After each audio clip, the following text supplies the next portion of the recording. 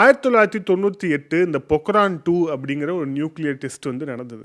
இந்த nuclear test வந்து 1974 பண்ண பொக்ரான் 1 டெஸ்ட் மாதிரி கிடையாது. இந்த செகண்ட் நியூக்ளியர் டெஸ்ட் அப்படிங்கிறது, ஃபர்ஸ்ட் நியூக்ளியர் டெஸ்ட் அப்படிங்கிறது வி ஆர் அரைவ்ட். அதாவது இந்த அணு ஆயுத போர், அப்புறம் இந்த அணு ஆயுதங்களை தயாரிப்பது, அணு ஆயுதங்களை வந்து வைத்திருப்பது உள்ளிட்ட இடத்துக்கு நாங்கள் நகர்ந்துட்டோம் அப்படின்னு வந்து இந்தியா நிரூபிப்பதற்கான ஒரு மிக முக்கியமான ஒரு விஷயமாக நம்மளுடைய மாண்புமிகு பிரதமர் இந்திரா காந்தி அவர்கள் தலைமையில் இருந்த அரசாங்கம் இதை வந்து செஞ்சாங்க 1974. அதன் பிறகு 1998 அடல் பிஹாரி வாஜ்பாய் அவர்கள் பிரதமராக இருந்தபோது பொக்ரான் 2 டெஸ்ட் வந்து நடந்தது.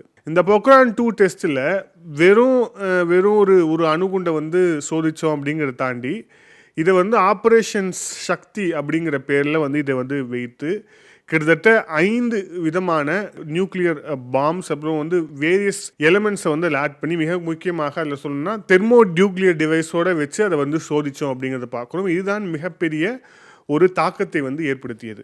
இப்போ நம்ம ஏன் அதை சொல்கிறோம் அப்படின்னா, இது தொடர்பான ஒரு பேச்சை வந்து சமூக வலைதளங்களில் நான் பார்த்தேன். நம்மளுடைய பிரதமர் வாஜ்பாய் அவர்கள் உட்காந்துருக்காரு, ஆளுங்கட்சியில் உட்காந்துருக்காங்க, நம்மளுடைய எதிர்கட்சி தலைவர்கள் எல்லாம் உட்காந்துருக்காங்க.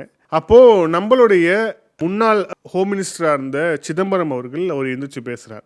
இந்த பொக்ரான் 2 டெஸ்ட் மூலிமா நம்ம வந்து ஒரு இன்கன்சிஸ்டன்சியை வந்து நம்ம வந்து எட்டி இருக்கிறோம். We are nuclear free world அப்படின்னு வந்து we are nuclear free country அப்படிங்கிற ஒரு விஷயத்தை வந்து நாம் வந்து தவறி இருக்கிறோம். நாம் வந்து அணு ஆயுதத்தை தொடமாட்டோம், அணு ஆயுதம் எங்களிடம் இல்லை அப்படிங்கிற அந்த ஒரு விஷயம் வந்து ஒரு கன்சிஸ்டன்சியோடு இருந்தது. அதே மாதிரி அது நாங்கள் இனிமேல் எடுக்க மாட்டோம்னு ஒரு கன்சிஸ்டன்சி இருந்தது.